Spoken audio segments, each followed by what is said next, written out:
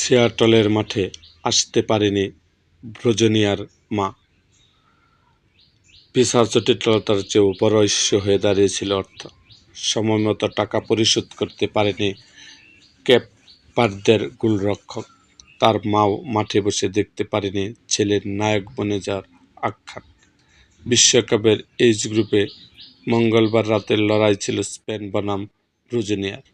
বিশ্বকাপের অন্যতম ফেভারিট দলকে গোলশূন্য ড্রয়ে আটকে দিয়ে আলোচনার কেন্দ্রবিন্দুতে এসেছে 40 বছর বয়সী এই অতন্তপদ। ম্যাচ শেষের দৃশ্যটা ছিল আরও আবেগঘন। মাঠের মাঝখানে দাঁড়িয়ে হাতে মুখ ঢেকে কান্নায় ভেঙে পড়েন বুজন হা। এই কান্নার পেছনে ছিল গভীর ব্যক্তিগত বেদনা। তিনি বলেন, ম্যাচের পর আমি কেঁদেছিলাম। ছোটবেলায় আমি দাদির কাছে বড় হয়েছি, কিন্তু তারা আজ নেই। কয়েক বছর আগে তারা মারা গেছেন।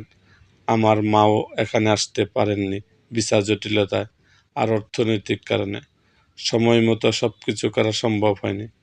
তার এই হৃদয়স্পর্শী গল্প ছুঁয়ে গেছে পুরো ফুটবল বিশ্বকে। বিশ্লেষক ও সাবেক স্কটিশ উইঙ্গার প্যাট নেভিন বলেন, পুরো ম্যাচই বুজন হা অসাধারণ ছিলেন। 40 বছর বয়সে এমন পারফরমেন্স অবিশ্বাস্য। ম্যাচ শেষে ক্যামেরাগুলো ছিল তার দিকেই। সতীর্থরা বুঝিয়েছিল তিনি আসল নায়ক ওই ভোটে।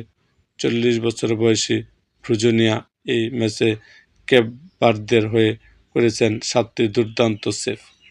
1966 সালের পর বিশ্বকাপের ইতিহাসে 40 বার তার চেয়ে বেশি বয়সী কোনো গোলরক্ষকের এক ম্যাচে এটি অন্যতম সেরা পারফরম্যান্স।